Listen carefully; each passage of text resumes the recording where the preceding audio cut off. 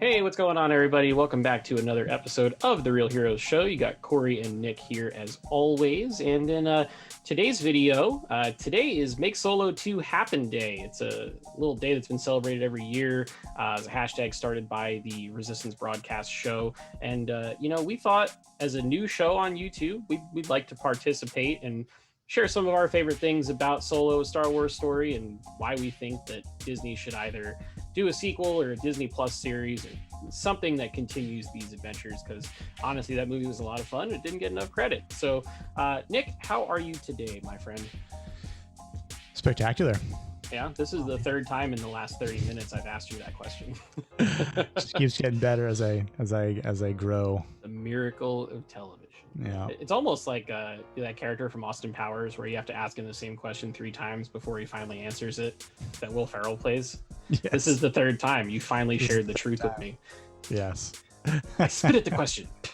All right, so what we're gonna do is just share 3 things each about Solo that we love, and then a little bit at the end about where we think it could go and some story ideas. So, yeah. Nick, I'll let you kick things off. What's your favorite thing about this young Han Solo movie that we got back in 2018? Well, I'm going to start with a big spoiler here. Not that it's a spoiler, but the fact that Darth Maul appears at the end. Hey, yes. And again, I have to put a disclaimer here. I did not see Solo in theaters. I was refusing to see it, boycotting it. I know I'm part of the problem. I'm part of the rebellion. Problem. I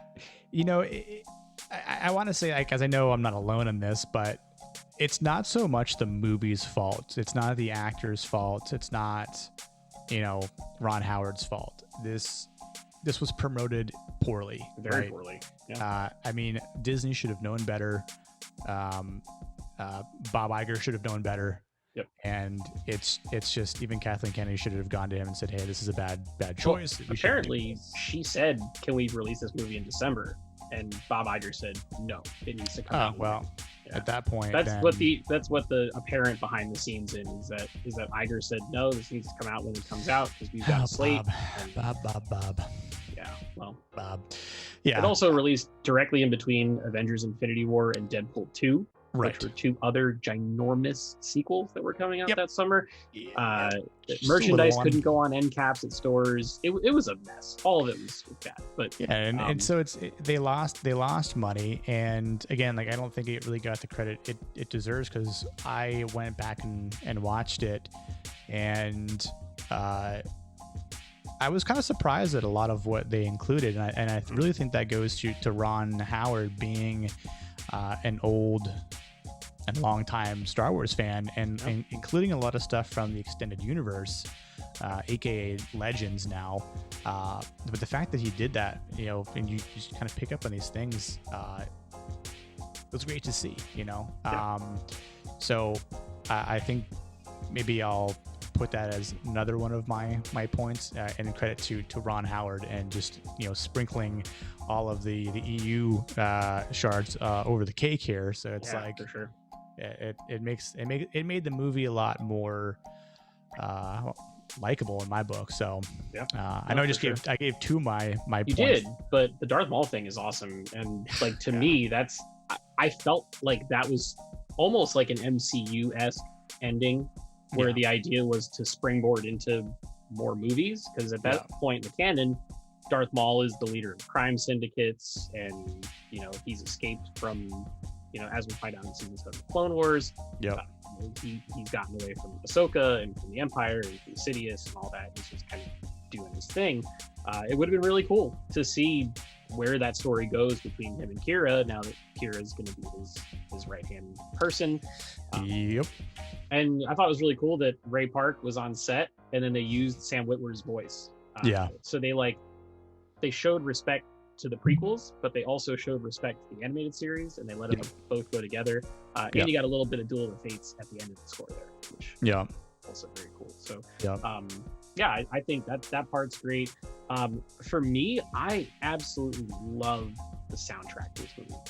True. John Williams wrote the fanfare the Han theme, but the rest of the score is all John Powell, which I think he's most famous for the How to Train Your Dragon films, which they're really good. Very, very popular films. But the music for this is just, it kills. It's great.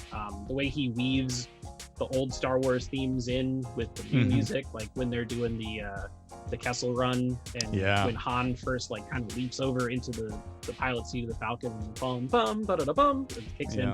Like that stuff is so good, and it feels like Star Wars, if that makes sense. I know that a lot of the folks online, you know, ever since Disney took over, one of the things they always say is, does it actually feel like Star Wars? To me, Solo absolutely feels like Star Wars. And the music is part of the reason why. So go ahead and give me your third one. Ooh. And then I'll come back and round this out. I mean, I think just, you know, the fact that, you know, the fact that we actually got to see the Game of Sabacc and how it all goes down between Han and Lando, right? That was a pretty cool moment, and obviously it's safe to say that Donald Glover did a very good job with fulfilling a young Lando Calrissian. Again, I just a little bit of a backstory between the two of them, and you know, I'm kind of curious to see what Lando, if they're going to ever do anything about the Calrissian Chronicles.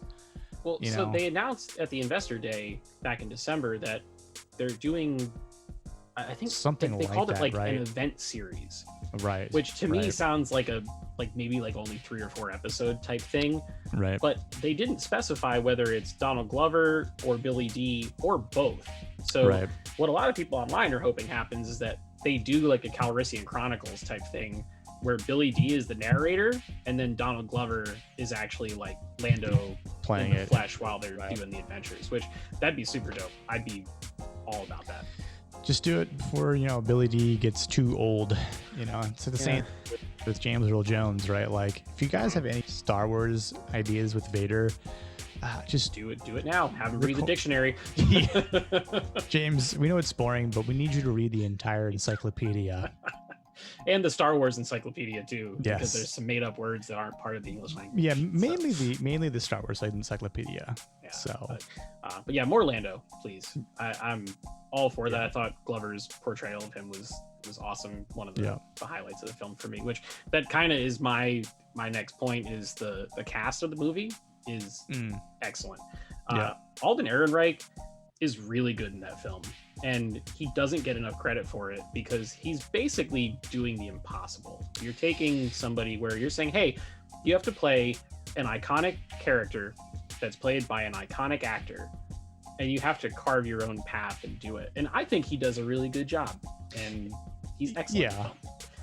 He's dating Annie from The Boys, right? Is he really? No, I'm joking, because remember in The Boys season 2, oh my God, you're right. Yeah, makes the joke about that. Like, you're right. That's funny. I thought you were saying for real they're dating. I was like, oh, that's sweet. They'd make it. It'd be funny if it was actually. Yeah. I'll say the same thing though. Like, initially, he wasn't my first choice of portraying a young Han Solo. I can't think of the actor's name offhand, but there's some YouTube clips on there where he's doing. I know who you're talking about. You know what I'm talking about, and that was who I thought they were going to get. Not that Ehrenreich did a poor job by any means. I think, like you said, for someone to play a young Harrison Ford, and you look at Harrison Ford in his prime, it's like, imagine if Harrison Ford was doing he wasn't old when he was, doing episode 4. So imagine if before he did episode 4, George Lucas was like, hey, so Harrison, I'm gonna do this one-off movie about you when he's even younger, right? Like, him at that age, and then having Aaron Aldenreich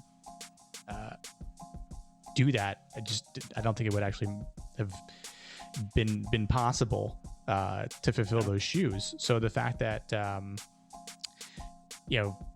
know Harrison Ford was on set at one point, Yeah, and they all got together. Like there were paparazzi photos of Alden having dinner with Harrison, and like Donald Glover had dinner with Billy D and all that. So I feel like talk about things.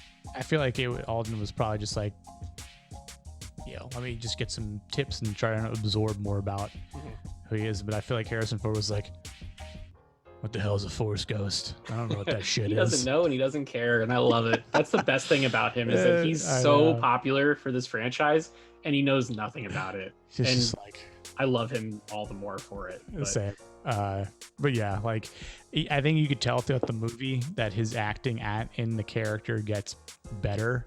Yeah, as the movie progresses. I'd agree. There's one shot when they're all fighting outside of the Falcon when they're on Kessel, and he shoots the blaster, and the way he's standing and holding the blaster, like it's Harrison Ford. Oh my god, they choreographed it perfectly. He looks just like him, which is not an easy thing to do. Harrison Ford is a pretty distinct looking dude. So rest of the cast too. Woody Harrelson's great. Paul Bettany is awesome, and Paul Bettany wasn't even supposed to be in the movie.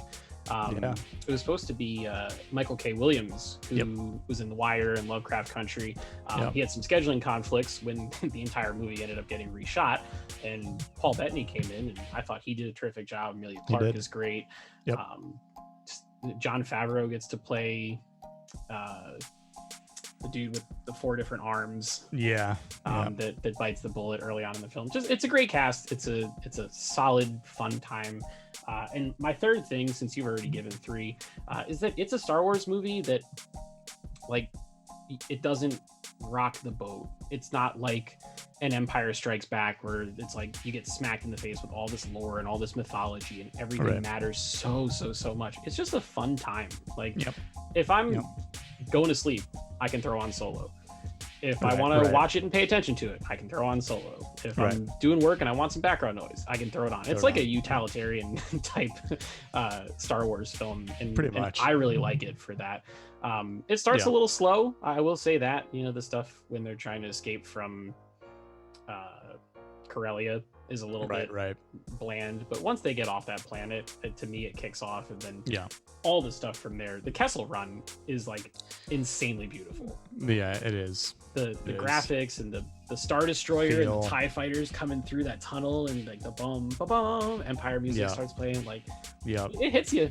I like it. It does, and I think it's credit to Ron Howard, just knowing what to do. George offered him episode 1. I might have heard that. He turned it down. But that would have been interesting. I agree with you. It might have been. It would have been very interesting. I thought George had a good idea for episode 1, but even if you watch, there's like a behind-the-scenes documentary, and after they watch the first cut, George turns to Rick McCallum, who is his executive producer, and he goes, "I might have went a little too far." I remember watching that part. It's like an hour long, right? And yeah. It's all about getting the cast for Phantom Menace and everything together. But so in the event that Disney hears the fan cries, fans, and they decide that they want to move forward with something Han Solo related, would you rather see it be a movie, Disney Plus show, a trilogy of movies? Like, what's your take on that?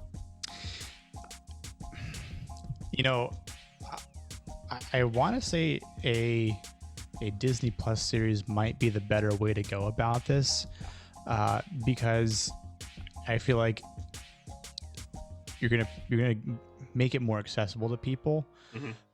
You can do, I don't want to say a lot more with it, but just seeing what, again, The Mandalorian speaks for itself and what they've been able to do with it. So, you can do a lot of movie type quality with it. It's like, imagine if we would have gotten 2 Mandalorian movies instead of 2 seasons.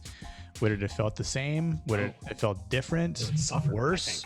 Right. So it's, I think you could do a lot with a Disney Plus series for Solo. So that would probably be my take. I agree with you. I think that the first movie would have been much better if it was a show. but they didn't have Disney Plus yet at that point. It was still a year and a half away. Yeah. I think Mandalorian has shown that the whole like adventure of the week aspect is really cool, and people vibe with that quite a bit. And Han Solo becoming a smuggler in his younger days and having a different mission to go on, him and Chewie. Yep. That would be a total slam dunk. Although I'd also really like to see like a B plot in a show like that with Darth Maul and Qi'ra and the crime syndicate side. Right. Like it bring doesn't the have Hutts to in be, there and all that. I was gonna say it doesn't have to be all about Han Solo and Chewbacca, right? Like, include people from the first Solo movie, build upon the crime syndicate with Maul, but also again talking about the Hutts, like you mentioned. How did it all go down with Jabba? I mean, they leave that very open.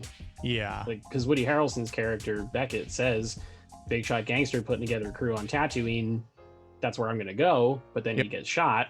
And then you assume that's where Han and Chewie are going next once they get the Falcon from Lando, but we never see it. So I think that would be cool. Perfect segue for see the beginning of that relationship. That then takes us to where episode 4. Jabba's not happy with him by the original trilogy. Uta Guta Solo.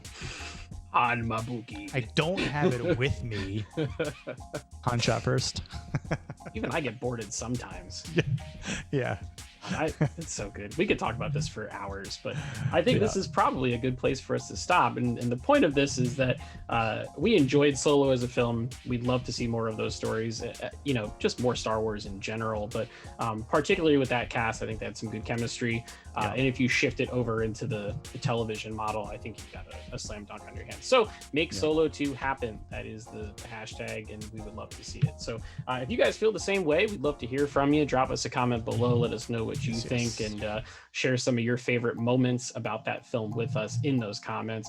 If you'd like to help out the channel, go ahead and like this video. If you're new here, subscribe to the channel, click the bell, turn on those notifications so that way you always get reminded of our new videos. And until next time, we'll see you guys in the next video.